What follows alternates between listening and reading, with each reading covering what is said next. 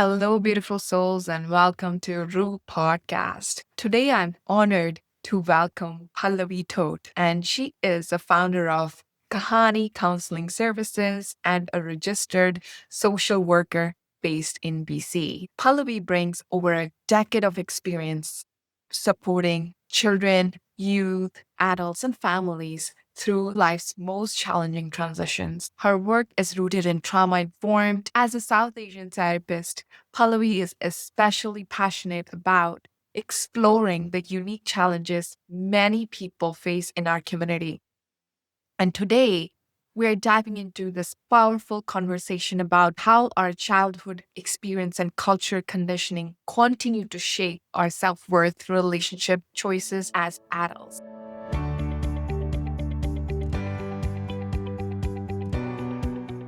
Thank you, Pallavi, for joining us today. And Pallavi, so why do so many people feel guilty for choosing themselves? Why do you think that's the case? I think this is a really good question, especially in the context of BIPOC communities. We're such a collectivist society. We grow up really taking care of each other and our people. And a lot of the times, I find that came from a place of survival because that was needed. And now, in modern times, as we're continuing to grow, we're learning new things, have language for things that we didn't know they've always existed, but we maybe didn't know how to name it before. And so as these changes are happening and we're starting to make choices for ourselves for the first time, this guilt starts to settle in of I'm choosing myself over family. And then family sometimes starts shaming us for making those choices because we're no longer serving the collective and we're trying to protect our peace. And so this cycle of I'm doing a bad thing to set boundaries, and now we're being shamed for setting those boundaries. We internalize it that I am a bad person for doing that. I think that can be a little bit of a struggle for us. Yeah, especially in our community, we think it's selfish to take care of ourselves, right? Especially our mothers. I've seen it in our mothers. It's like they always self sacrifice for their kids. They're like, oh, main thaki hoyi haan, but I'll go make the food for you. I'm tired. I'm back from work, but I have to clean up, right? And they do not ask for help. So, why do you think it's so inbuilt in our mothers to have that mentality?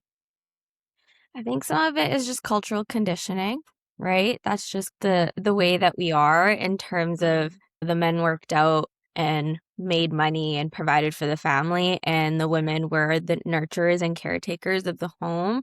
But then you come into modern times where you also have women in the household now working and bringing in income, but Yeah. culturally, we didn't catch up, right? A lot of the times, like I've seen it within my own family, both like people are working, right? Yeah. Parents, aunts, uncles, everyone's working, everyone's bringing in income. But then the uncles are sitting at home at the end of the day with their feet kicked up and like their wives are like cooking for them, cleaning for them. And Yeah. our mothers never learned to slow down and to just rest. And then if they did, the guilt comes in that, oh, like I even though I'm tired, even though I'm exhausted, I have to take care of my family, I have to take care of my husband, I have to clean my house, my kids, all this stuff. So again, I think it's a lot of it is a nervous system response that we're constantly stuck in a state of survival and doing things that resting is difficult. And then when we do rest, guilt comes in. Yeah. So, Pallavi, how can we help our mothers if I have to have a conversation with my mom about taking care of herself? I say something, but then she forgets. So, how will it sit in with her? And also, I want to say that when the moms are tired or women in general are tired, they ignore that part. They don't take care of their bodies at all. And then they just shut down. Then she's either falls sick or like they cannot get out of bed. So that's what happens. So how can we have a conversation with our parents, with our mothers or aunties that this is important? Yeah. Yeah. Absolutely. I can't scream this from the rooftops enough. I think South Asian women specifically, we are not taught to express our needs and then also not taught to honor them. And when we talk about resting, and honoring our body's natural cues, it starts there, right? Actually going to the bathroom when you need to go, taking a sip of water when you actually need to, or slowing down and taking a moment to eat, not because there's 1,000 things that need to get done and finishing doing those and then going to take care of your needs because your body's now exhausted and it's screaming at you like, hey, I'm so hungry, I'm gonna pass out. But actually taking a second to eat when you need to, right? And so all of those pieces, listening to your cues, we're so disconnected when we're in a state of survival that we forget to check in with our body. So before we can even from the way that I see it, on a bigger scale of sitting down and resting and engaging in self-care, it's really coming back to our bare minimum needs, right? Like our nutrition, our our hydration, our relieving ourselves, things like that. Clocking those cues in, taking moments of that, those are small moments of taking care of yourself, right?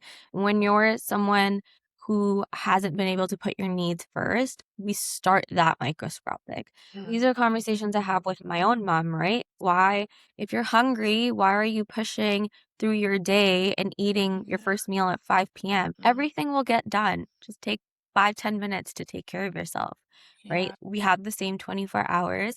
Taking 5 to 10 minutes, just carve out a little bit of time for yourself is so important. And then when we talk about self-care on a bigger scale, it is also just that. Sometimes moms are busy, right? And they don't have time to have a 2-hour ritual for self-care. That's okay, right? Take the 5 minutes in the morning, whatever you need to do, have a little ritual for yourself. And if 5 minutes is all you can spare, that's all right. Take do 5 minutes, do 10 minutes, increase those increments slowly. And eventually, the more you rest and the more you engage in those types of things that make you feel safe and make you feel at ease and rest, you're going to want to do more of that. Because your nervous system will start to settle and recognize, hey, this is actually okay to do that. And another thing with our mothers is they mistake self sacrifice for love. I think it's in any relationship, not even our mothers. We think that if we're sacrificing because we love you so much. What is your take on that, Pallavi? Yeah, I think like in our BIPOC communities, that's a huge thing. It's like, oh, I did all of this, I sacrificed so much for you. That's because I love you. But I think that when you love someone, it shouldn't come at your own detriment, right? And especially in the context of a parent-child relationship, we hear this all the time. I am who I am off the backs of my parents' sacrifices. I'm in the rooms that I'm in, the opportunities that I get because they sacrificed, right? They chose to uproot their lives, come to a country where they didn't speak a lick of English, learnt the language. They were so young when they came themselves, and they've built an incredible life for them. And that's almost every immigrant parent's story, right? My parents' story is no different than anyone else's. But hearing that, oh, I did all of this and I sacrificed everything for you, I understand where they're coming from, but also it shouldn't be like that. And I think that narrative is changing within the younger generation, like ours and moving onwards, that it's okay to put yourself first. And that's the clash I find between culturally our parents' generation, because they've used sacrifices as love. Our generation is saying, I can love you and not have it be at detriment to myself. That there's conflict there. Yeah. I even see that because I love in the sense of sacrifice is I provide for you, right? I make this money, I do this, I do that even with husbands, right? I'm doing that. That means love. And they misinterpret the time, the quality time with providing the things. That's another thing, right? It's all sacrifice, but is it love or is it just filling in those gaps? Yeah. Yeah, no, absolutely. And I think like everyone is sacrificing something, right? You have like traditionally like the man going out into the workforce and like they're sacrificing literally like physical labor, right? They're sacrificing their bodies in that sense because they're working tough jobs. But then you also have the women in the household who are also sacrificing their own mental health and all of these things. There's so many challenges that come with motherhood that we don't necessarily have the language for. And so their mental health's being sacrificed. Their also physical bodies are being sacrificed because they're not resting, right? So the sacrifices are coming from both parties, but it's just, I feel like sometimes doesn't get acknowledged. Yeah. And Pallavi, and what we do not realize is that all of these diseases, like if you hear Gabor Mate or like all of these psychologists or doctors, they're like, you will see the people who are really nice having those diseases because I feel like we get into people pleasing. But what is like people pleasing, like trying to protect us from? Like, how is that working? Yeah, I think people pleasing, it's a response, right? Mhm. To trauma or to stress. And it's a lot of the times, again, I don't want to overgeneralize because everyone's situation is different, but people pleasing typically comes from, if I do this, it'll keep the peace, there won't be conflict. Right. And that's where the good child or good wife or good husband or those rhetorics come in that, oh, they're good because they're not causing conflict. But then what happens is going back to the point you're saying, right? We're not expressing our needs, we're not expressing our wants, we're certainly not expressing how we're feeling. So we start to internalize it. We start to hold on to stress and prolong periods of stress. We research shows us that it really affects our body, our physical health, right? Stress is the number one killer, right? Yeah. It can create so many issues.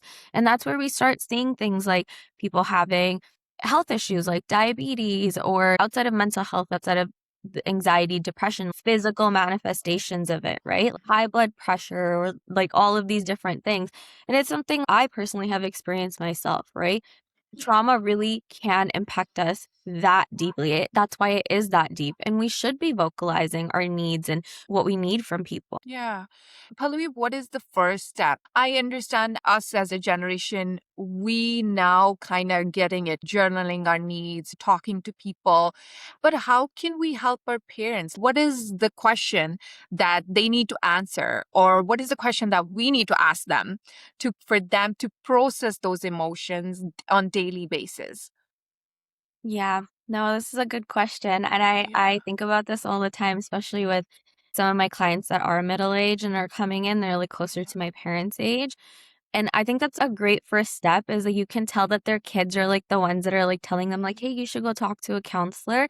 And like those are the conversations that I can see they're happening behind the scenes and, like, Yeah. they'll come in and say, "I don't really know what to talk about. My kids just recommended that I came because XYZ happened in my life, and now I'm here." And, like, it makes me so happy genuinely to see South Asian men and women of that age coming into the counseling spaces because even though they're Yes. uncomfortable, they showed up for themselves, right? And so Yes. for me, like, in my personal life, like, a lot of the conversations are just I start with the bare minimum, like, the basics, right? Well, like, what did you wanna do, like, when if you had the opportunity as a kid, like, to go back and relive your life, like, what did you wanna be when you grew up, right? Like, just to even give them space to dream because I feel like they didn't Yeah. have that. Like, they a lot of the times we think back, like, in our culture and back like, way back, like, we're talking about not even it's not even that long ago, like, '84, the partition, like, these are things that our grandparents and our parents survived.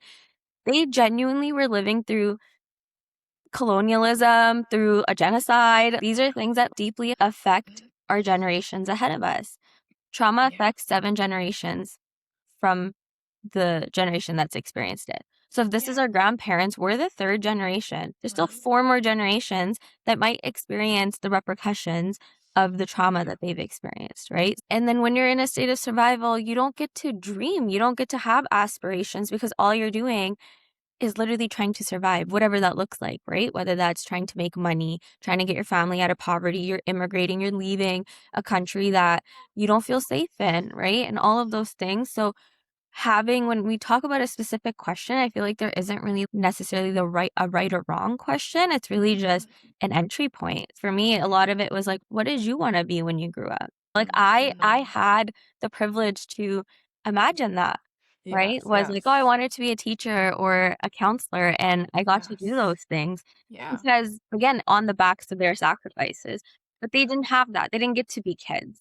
Right? So Yeah. a lot of the times it's like, what did you wanna do? And so then and if they tell you like my mom's very artsy, and so she was like, "Yeah, I these are some of the things that I like doing." So then we start engaging in those hobbies. right? And slowly showing them that those things are okay to do. And it's Yes. silly to do it at 50 or 60 years old. You Yeah. should still be, it's sad that you didn't get to do it before, but this is inner child healing. No, Yeah. like mom likes to paint, so we will paint together. I'm terrible at it. I'm not good Yeah. by any means, but she likes to, and we'll do those things together. Oh, That's such a powerful question, Pallavi, because that's exactly what you said, like the entry point. Because generation before us weren't given many choices. They didn't have choice. Like they were fitting in the society norms, okay, studying, then getting married, then having kids, then taking care of the kids, then taking care of their marriage and their kids, right? So it was just a pattern and everybody just knew how to follow it. While us in our age, we know we got choices. We like, where do you want to study? Where do you want to go? What do you want to study? Who do you want to marry? Like all of these choices were given to us. So we kind of understand and we were given more freedom and independence. They yeah, didn't have the independence, especially our mothers. They were always dependent on the male member in the family for money. yeah. So even the finance creates a lot of independence in our generation. That's for sure. But I want to ask you that what happens when we, spend years abandoning ourselves to keep the peace? Yeah, I think so much can happen, right? A Yeah. lot of it is, I think the biggest thing is when we start abandoning ourselves, we're not living in a place of in alignment. And so when we're living to keep the peace in the family and taking care of everybody else's needs and not taking care of our own, we're so depleted in every aspect of our life, like mentally, physically, spiritually. And then that's where I'm saying our alignment isn't right. We have to honor our needs and what's coming up Yes. for us so that we Yes. can come from a place of pouring into other people's cups from your Yes. overflow, right? And if Yes. you're not living a life of alignment, it's coming from a place of depletion. You have nothing in your cup, so you only have Yeah. droplets.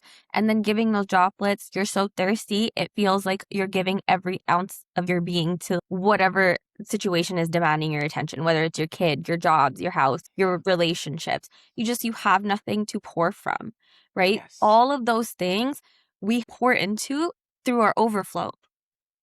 But Yes. Yes. a lot of the times in circumstantially, financially, it is what it is. Some in this day and age, some people have to work 3 jobs to maintain Mhm. a household. So it's like they're Yeah. not able to pour from an overflow. And Mhm. that's also understandable. But then Yeah. that's where we come back and say the 5-10 minutes of finding Yes. pockets within your time to feel rest and safety Mhm. and ease. That's where Exactly. those pieces are important. Yes, yes, yeah, definitely, Pallavi. And sometimes, Pallavi, it's like the perfectionism. We tend to be perfect and we forget that actually comes from childhood. So much goes on. What do you want to say about this when people tend to be perfect and they don't understand that actually what's going on behind the scenes in their mind? Yeah. I think perfectionism stops us from fully living our lives, and I've been guilty to it myself. Yeah. And again, it's just this insane amount of pressure to get everything right. We're not allowed to make mistakes as kids. Mhm. And a lot of, I think, South Asian kiddos, as we're growing up, we feel it. It's like Yeah. our parents have said to us over and over again, I love you so much and made all these sacrifices that we now feel this insane pressure to be like, okay, I have to make sure their sacrifices amount to something. And I think we feel the effects of perfectionism and then, which is, I can't make a mistake. I have to Mhm. get it right. And then that makes us stuck to even Mhm. move, to even jump Right. onto something. Yes. And so to that, all I have to say is perfection isn't the key to things. Consistency is. And so Mhm. just start. It's okay to make mistakes and learn along the way. As long as you're Mhm. consistent in the things that you're doing and the effort you're making, you'll Mhm. get there. If you're Yeah. focused on being perfect, you're never going to make the first move, right? Yeah. You're Yeah. scared. Yeah. Yeah. And that's another deep question I'm going to ask you right now. So, how can we unlearn that belief system? Because as South Asian communities, like you, we are just talking about that, we're like, we've got to be perfect, we've got to be good, or good grades, or all of that. But now we've grown up and now we have this perfectionism. But now, how can we unlearn and make ourselves improve, or I want to say evolve with time? And it's a hard thing to do, right? Because we're unlearning years of conditioning. But it Yeah. really just like starts as small as building your confidence, right? Mm-mm. Doing something and getting it wrong, learning from it and keep building off of that. That that's going to help us unlearn the perfectionism. And it's okay. It Mm-mm. doesn't have to be perfect. You hear this like Yes. all the time from CEOs and like podcasts and YouTube videos where just start. Just do the Yes. thing. Don't Yes. get stuck on having it perfect and letting your fear take control and take charge. Just do it, right? Exactly. And, like, 100%. I love Nike's slogan of just do Yes. it. I Yes. genuinely love it. Do it. Exactly. Just My do favorite it. too. And it's something my Nana ji used to say to me, obviously in Punjabi, Yeah. he would say, "I am gonna do a bad job of saying it the way that he did." Yeah. It would just loosely translate to, "Just do Yeah. it. Don't whether you're Yes. scared, you're angry, you're sad, just get up and go and do the thing." And 100%. Yeah. for me, like, when I get into that headspace of, like, perfectionism coming in and feeling like, "Oh my god, I can't make a mistake. I don't wanna do this because it's not perfect yet." Yeah. It's okay, right? It's okay to not have it be perfect. 100%, Pallavi. I agree because I've been through that. I'm like, I'm just gonna do it. And I did it wrong. I did a number of businesses before this. I've changed my podcast Yeah. name before this. But I've been taking the small steps, being consistent. That was like my thing. I was like, okay, the embarrassment, it's fine. But another thing in our culture that is huge is the stigma around your reputation. Okay, my relatives are saying, which is not so much in the white culture I've seen, like I've talked. But in us, it's like, no, if I come on Instagram, my relative will see that. This will see that. And what would my parents say? Even with healing, that's another big thing, right? Once upon a time, I went to this AA meeting, right? So I was accompanying somebody like to see how everything works. So they're like, a lot of women won't show up to those meetings because it's a stigma that, oh, what if somebody is there and sees me? So it even hinders them from healing. Forget about the social media presence. So, how can we step a little further and cross that boundary of that? We can call it belief system or whatever is going on right there. Yeah. Yeah. The look you can get or, like, what will people think is the bane of my existence because you're right, it hinders all of us, and I Yeah. say that as someone that I have that fear myself. I'm on social media and I'm like, "What are people gonna think? What's my family gonna think?" Yeah. And because again, it's years of conditioning Yes. that we're unlearning, right? And a lot of it Yeah. is just when we start living from a place of alignment and we speak our truth, there are going to be people that tell you that, "Oh, your truth is wrong," and there are Yeah. going to be people that relate to you, right? Yeah. And that's where I think just being authentic and starting there, right? The more Yes. authentic you are, the more practice you engage in that and being authentic, the less the voice and fear of what will people think comes in because a Mhm. lot of it, I think it's twofold. One is it's a way to, like, control us in Uh, terms of reputation and managing our behaviors and things like that of, "Oh, what will people think?" But also the fear is I might be rejected for being uh, and that's scary.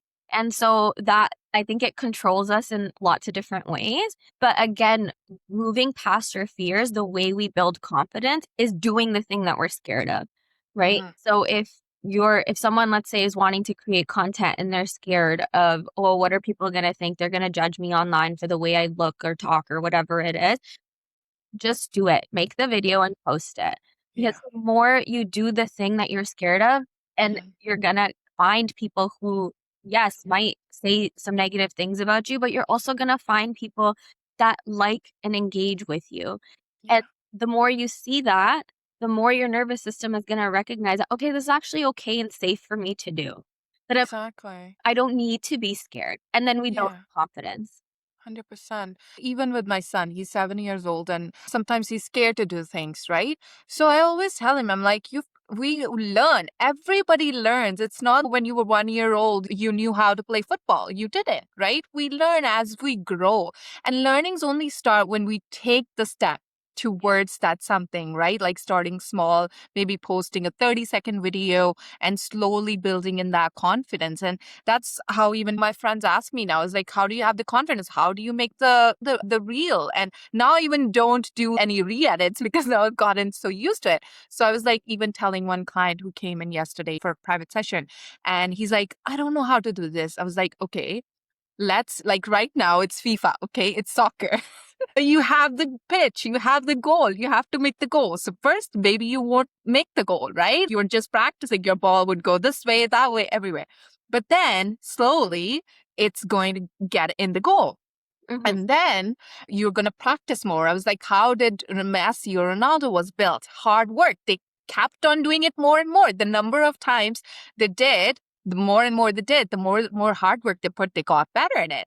And now you put in more people in it, right? Because life is full of distractions and full of these circumstances which are going to come. So now you have people come in, but you will still make the goal because you have learned how to do that. So it's a process of learning that we forget. And a lot of people, what I've seen, wants a quick fix.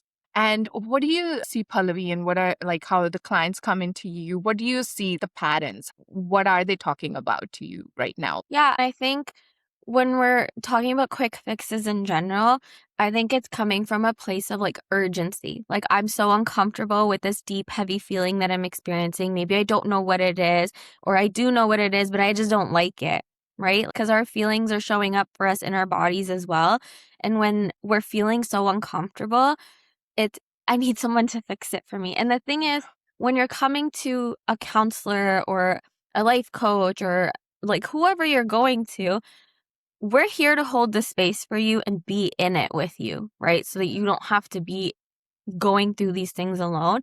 But we're not the ones with the answers. Like, I am not the expert in the room. Yes, sure, I guess like we can argue I've gone to school for this and all of those things.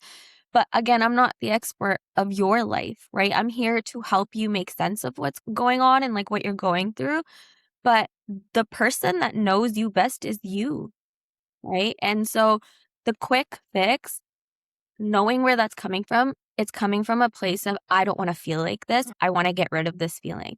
But honestly, the hardest thing to do is just to sit with it. And that's how we actually get through the feeling.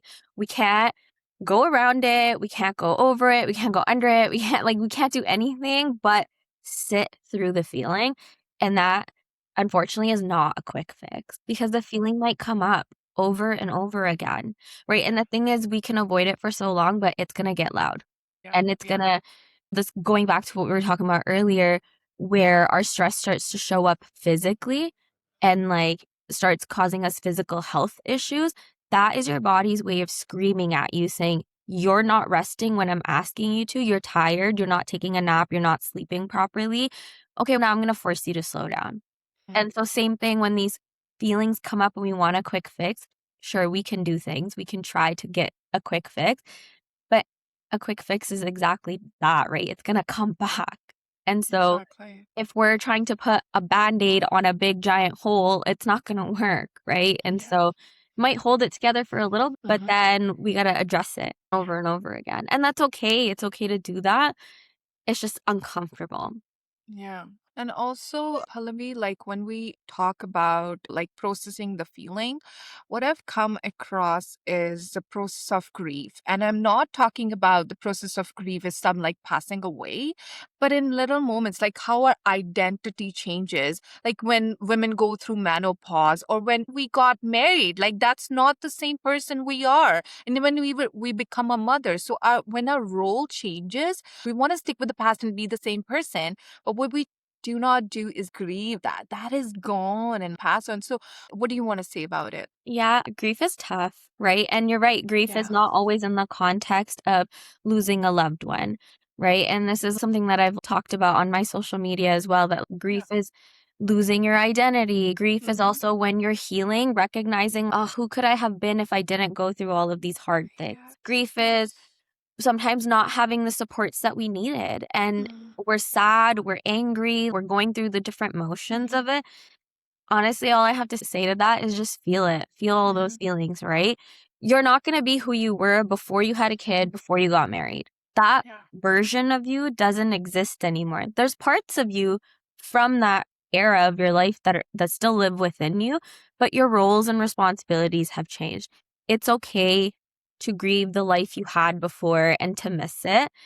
But again, just bring those elements in. The parts of your life that you're missing, if you're able to still incorporate them into your current phase of life, bring it in. That's okay, right? I think sometimes we forget that. And I'm not someone who's experienced motherhood, but I hear it from a lot of women who have, and I see it in my cousins and my aunts and my own mom where they've lost themselves. And that's not a bad thing. It's just their roles and responsibilities became greater, right? This is going back to what we were talking about, sacrificing. And so all I can do is remind all of you to take care of yourselves, to your roles and responsibilities are always going to be there, but you also have a responsibility to yourself, right? And especially as a mother, if you are happy as a mom, your kids are going to feel that too.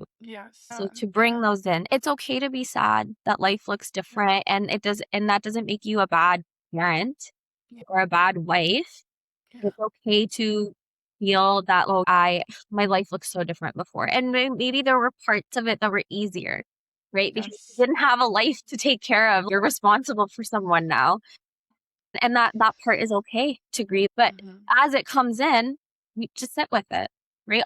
Ask your grief what it needs from you. Maybe it's saying, hey, I miss having a little bit more free time and not constantly having to be on and worried about this being that I've created with my partner, right? And so really what I'm hearing in those conversations that I have with some of my clients is that I feel guilty for having these needs. I feel guilty for just wanting to put my burdens down for a second. Yeah, and definitely that's a process. And we talked about right now, it's like sitting down with ourselves, sitting down. And I love the technique, like noting technique for meditation. As yes, the thoughts are going to come in. So that's kind of like always start with 5 minutes of sitting with yourself. Let the thought come in, but don't hold on to it. Yeah. Just let go. Another thought will come in, let go. So we learn these new techniques as we're going and we're processing our thoughts and at that time too. So that is one of the ways I tell people to process that.